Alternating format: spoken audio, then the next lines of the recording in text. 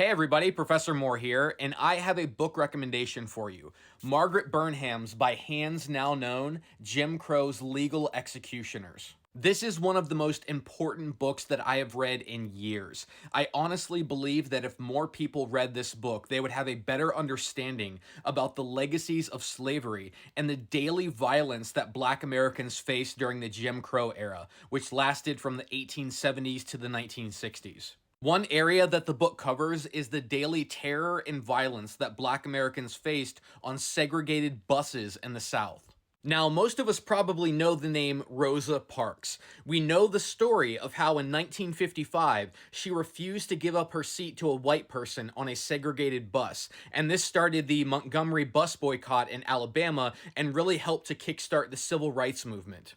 But how many of us know the name Viola White?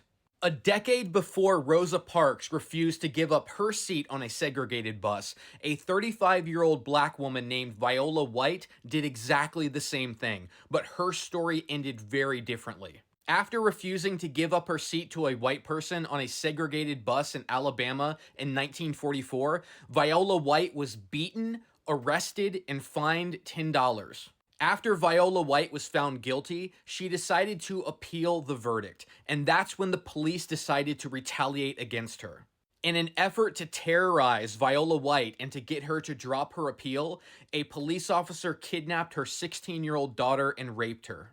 Viola White was able to take down that police officer's license plate, but when she reported it to the police department, they simply tipped off that officer who left town, and he was never charged with a crime.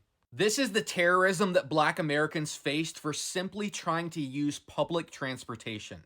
In her book, Margaret Burnham notes that it was not unusual for Black riders to be beaten in plain sight of other riders by bus drivers, white passengers, and the police. In the same year that Viola White was terrorized, another Black woman named Mary White was attacked on a segregated bus in Alabama.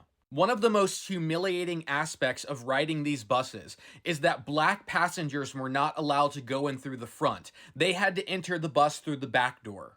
When a bus driver refused to allow Mary White to go in through the front entrance, she called him a son of a bitch.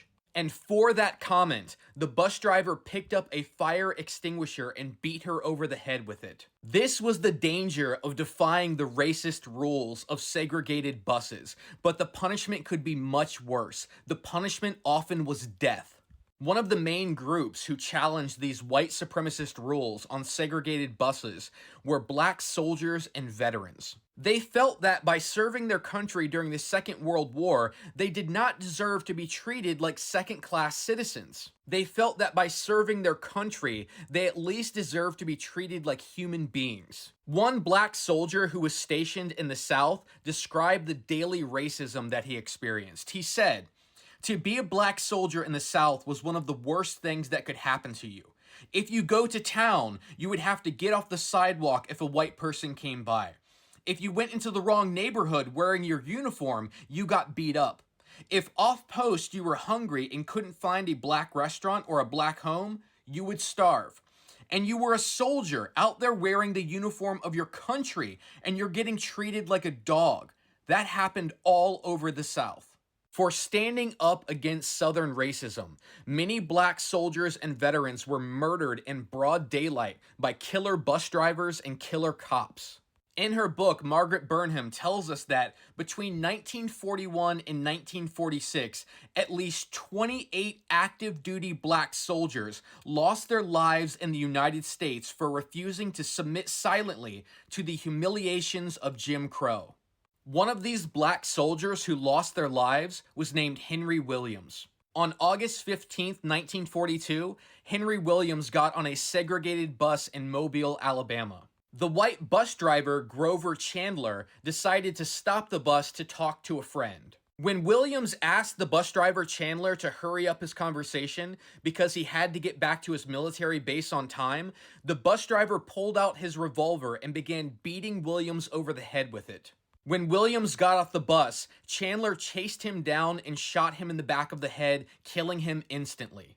The bus driver, Grover Chandler, was never charged with a crime, and the U.S. Army never made any effort to find justice for their slain soldier. Williams was buried in an unmarked grave.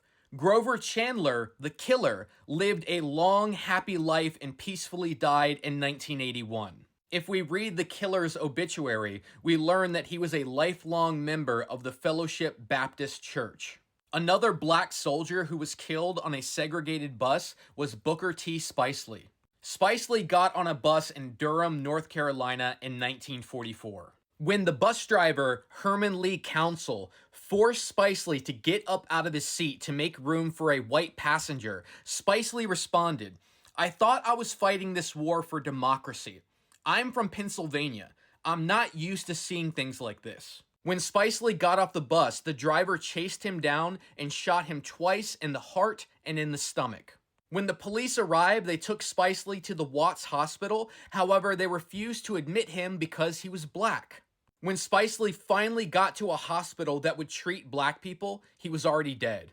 The killer bus driver, Herman Lee Council, was tried for manslaughter. However, during the trial, the driver falsely claimed that Spicely had his hands in his pockets and he feared for his life. After 2 days of testimony and only 30 minutes of deliberation, the jury returned a not guilty verdict to a segregated courtroom. The U.S. Army conducted their own investigation, but they did not investigate the killer. They investigated black soldiers and the black community to make sure that no one was going to protest. That's how much they cared about the lives of their black soldiers. 2 years after Spicely was killed, a black Army veteran named Timothy Hood was murdered in Bessemer, Alabama. Timothy Hood got on a segregated bus, and he made the mistake of moving the color board to allow more room for black passengers to sit down. As he did this, he told the bus driver, "Where I just came from, us colored had all the seat room we wanted. We sat anywhere we wanted to." For making this comment and moving that color board, the bus driver, William Ryan Weeks, shot Timothy Hood 5 times. When the police arrived, they didn't arrest the bus driver, they arrested Timothy Hood. The police chief, Greenberry Fant, handcuffed Hood and put him in the back of his police car. He then proceeded to interrogate Hood and asked him if he had done anything to make the bus driver fear for his life. When Timothy Hood, who had just been shot 5 times, refused to answer this police officer's questions, he pulled out his gun and shot him to death right there in his car. Once again, no one was charged with the crime of murder. Not the bus driver, not the police officer. It was killing without consequence, because in a white supremacist world, black life does not matter. This is how dehumanized black Americans were a mere 78 years ago.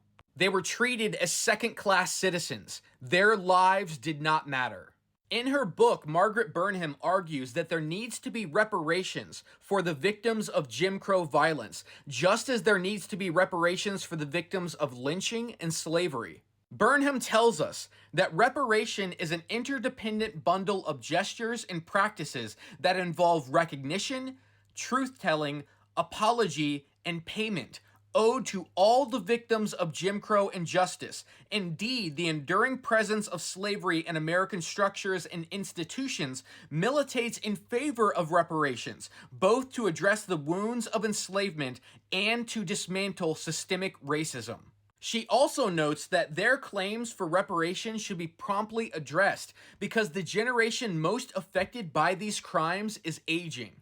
This is not ancient history. This is practically yesterday. This is not black history. This is American history. And if we ever want to move forward, this violence has to be acknowledged and addressed in a meaningful way.